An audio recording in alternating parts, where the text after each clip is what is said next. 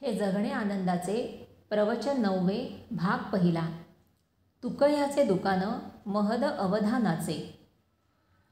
भक्तिभावे आम्ही बांधिलेसे गाठी, साधवितो हाटी घ्या रे कोणी.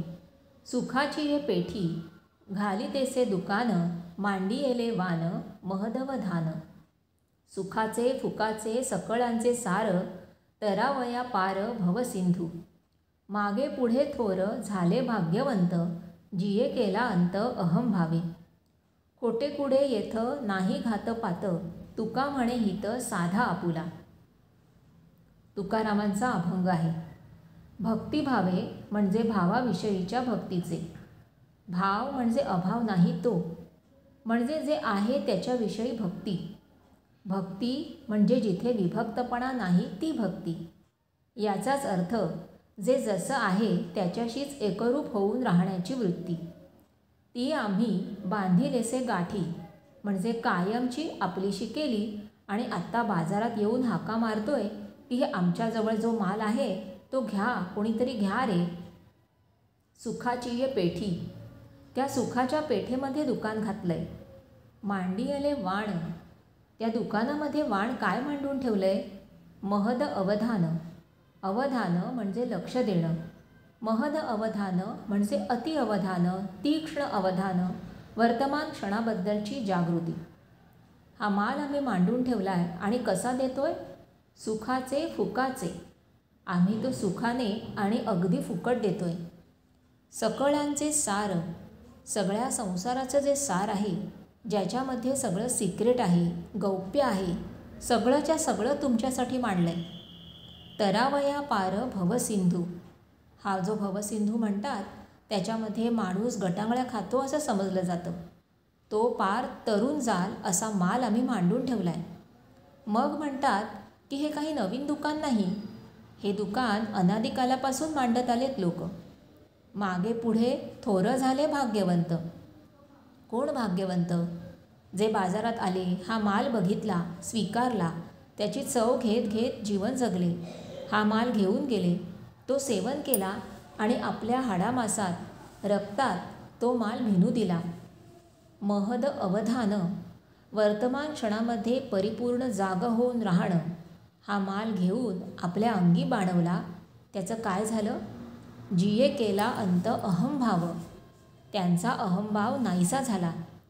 दुकानामध्ये फसवणूक असू शकते काही वेळेला, म्हणून तुकाराम आश्वासन देतात, खोटे कुडे येथं नाही घात पात.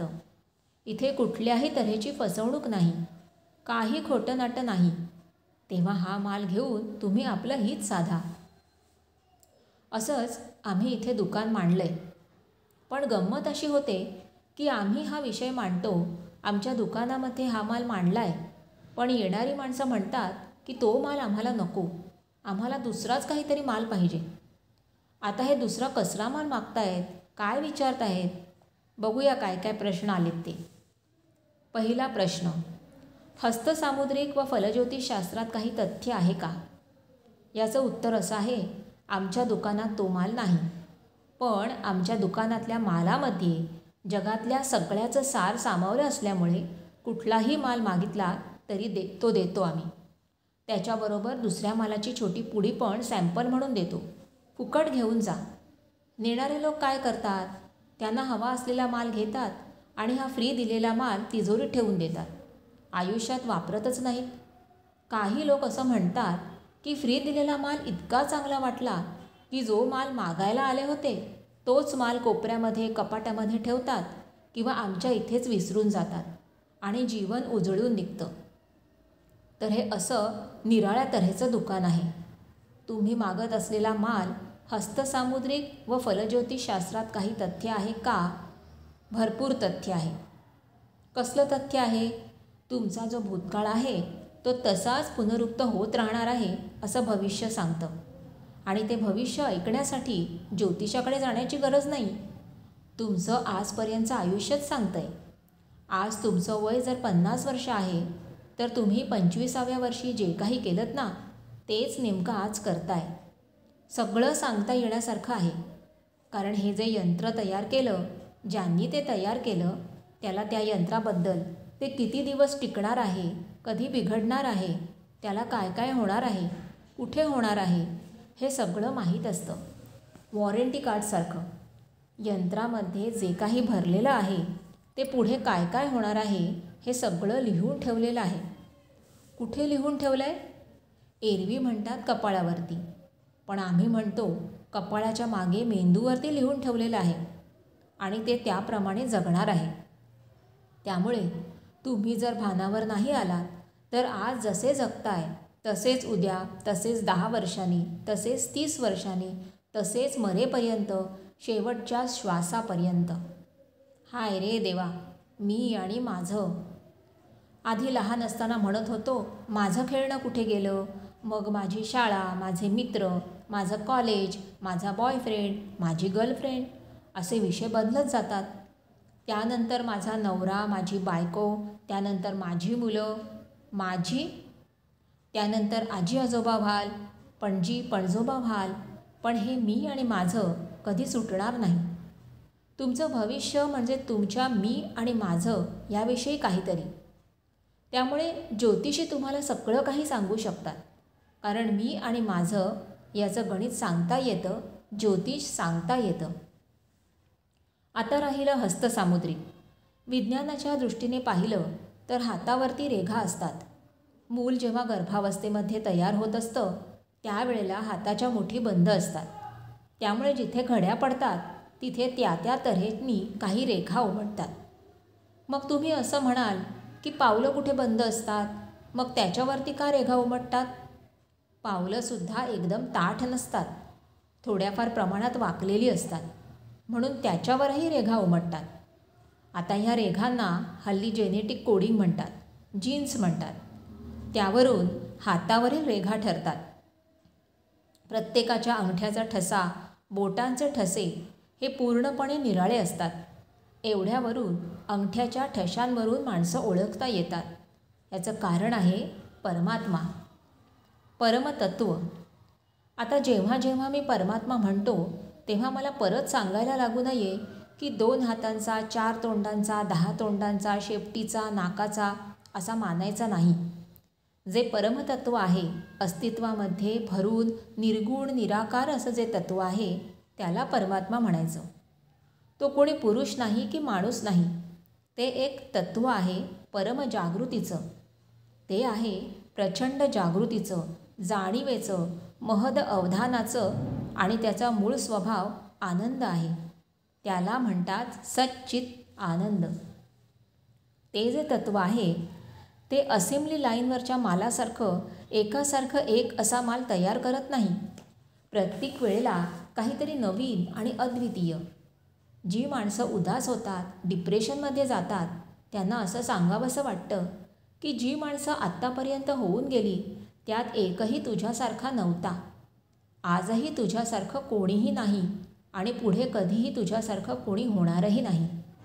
असा गौरवशाली तू, जो कोणी स्त्री पुरुष असेल. आणि मी हे तुम्हाला समाधानासाठी नाही सांगत, हे शास्त्रीय सत्य आहे. अद्वितीय म्हणजे तुमच्यासारखा कोणीही नाही. मला तुम्हाला सांगायचं आहे की प्रत्येक मनुष्य यासम हा, त्याच्यासारखा दुसरा कोणीही नाही. शरीरामधली प्रत्येक गोष्ट युनिक आहे, अद्वितीय आहे. फिंगरप्रिंट्स असू देत किंवा पायावरच्या रेषा असू देत. आता अभ्यास करण्यासाठी मनुष्याने खूप ठिकाणी नाना तऱ्हेने शोध घेतले. हस्तरेषा आणि त्याचं जे काम होऊ शकतं त्याचा अभ्यास केला आणि त्याचं एक शास्त्र बनवलं. तेव्हा ते अशास्त्रीय आहे असं मी म्हणत नाही, परंतु त्याद्वारे काय सांगितलं जातं आणि काही सांगितल्यामुळे तुमचं जीवन बदलतं का? तुम्ही आता या क्षणी पूर्ण सजग झालात तर तुमचं भविष्य बदलणं तुमच्या हातात आहे. ज्योतिषांनाही काही प्रश्न आहेत. मला तुम्हाला दुसरी एक गोष्ट सांगायची आहे. ज्योतिष सांगणारी जी माणसं आहेत त्यांचं स्वतःचं आयुष्य कधी तुम्ही तपासून बघितलं आहे का? अवश्य पहा. आमच्याकडे सगळ्या तऱ्हेचे लोक येतात म्हणून आम्हाला ही सगळी गुपितं कळतात. त्यांच्यापैकी एकही मनुष्य आनंदी नाही. त्यांच्याजवळ एवढे प्रश्न आहेत, त्यांना त्यांचं ज्योतिष माहिती आहे असं म्हणतात, पण त्यांचे प्रश्न सुटत नाही. तर मला तुम्हाला सांगायचं आहे की भविष्य जाणून घेण्यात खऱ्या अर्थाने तथ्य नाही, त्याच्यामध्ये आनंद नाही. भविष्य माहिती नाही हे फार चांगलं आहे, कारण भविष्य आपण घडवू शकतो. काय करण्याने घडवू शकतो? वर्तमानामध्ये जागरूक राहून जगलो तर मी माझं भविष्य बदलू शकतो. माझं म्हणू नका, ह्या शरीर मन यंत्राचं भविष्य बदलू शकतो, कारण आपण यांत्रिकतेच्या बाहेर आहोत. भविष्याचा गोंधळ. बुद्धांच्या जीवनातली एक ऐकण्यासारखी कथा आहे.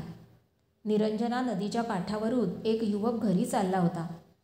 तो युवक काशीहून ज्योतिषशास्त्रात पारंगत होऊन गुरूंकडून आशीर्वाद घेऊन आला होता. त्यांनी बघितलं की वाळूवरती जी पदचिन्ह उमटली आहेत ती एकदम चकित करणारी आहे. ती कुणा चक्रवर्ती सम्राटाची असावी. तेव्हा त्याने जवळ जाऊन बघितलं तर त्याच्या लक्षात आलं की ही पदचिन्ह तर चक्रवर्ती सम्राटाचीच आहेत. मग त्याला आश्चर्य वाटलं की त्या निरंजना नदीच्या काठी पहाटे एकटा चक्रवर्ती राजा येईलच कसा?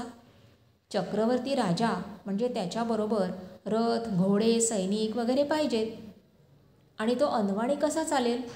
मग तो पावलांचा माग घेत घेत बघत बघत गेला तर एका झाडाखाली एक व्यक्ती बसलेली दिसली. त्याने डोळ्यात पाणी आणून नमस्कार करून विचारलं की ही पावलं कुणाची? ती व्यक्ती म्हणाली की माझीच आहेत. मग तो तरुण जोरात रडायला लागला. त्या व्यक्तीने विचारलं की काय झालं?